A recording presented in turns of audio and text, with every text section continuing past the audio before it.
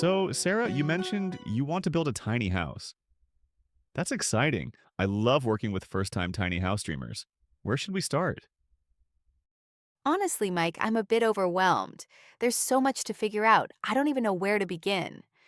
I've been watching YouTube videos for months, but everyone says different things. I totally understand. That's exactly why you need to think through the main steps carefully before making any decisions. Let me ask you something important first. Have you come up with a budget yet? Because that's going to determine everything else. Well, I've been really trying to set aside about $500 a month for my salary. I've been cutting down on eating out, canceling subscriptions, and skipping entertainment to save more. I've saved about $8,000 so far. That's a fantastic start.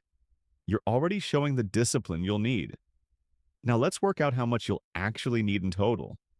Most tiny houses cost anywhere between $30,000 and $80,000 depending on size, materials, and whether you hire professionals or do some of the work yourself.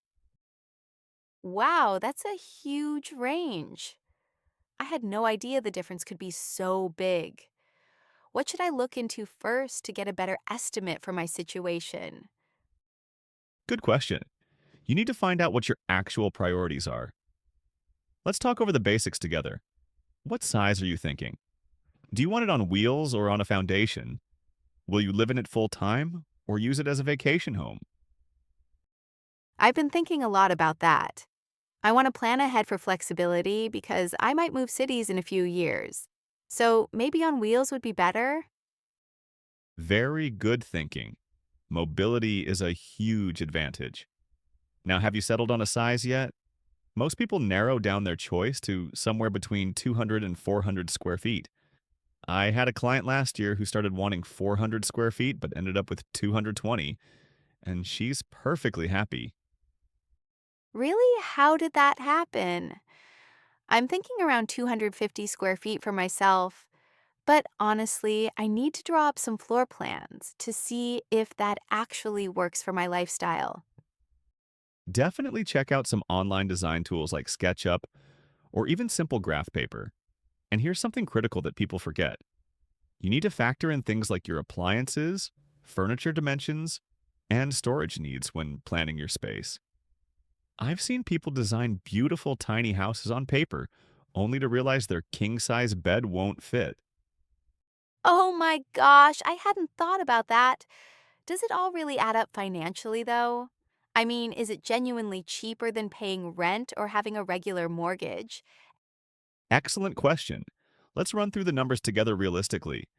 When you consider no mortgage payment, the utility bill's around $50 to $100 per month, instead of $200 to $300, minimal property taxes if you own your land, and very low maintenance costs. Yes, it usually adds up to significant savings.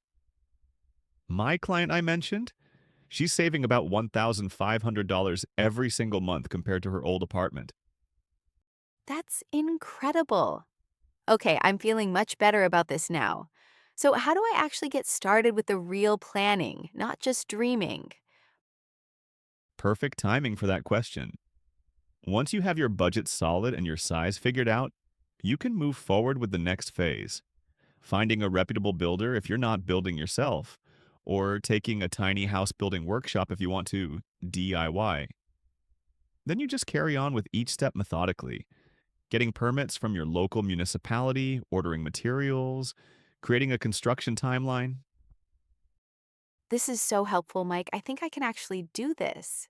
It doesn't seem so impossible anymore. Remember, Sarah, planning is absolutely the most important phase of any tiny house project. Take your time, do thorough research, and you'll be living tiny before you know it. And hey, most people take 6 to 12 months just for planning, so don't rush.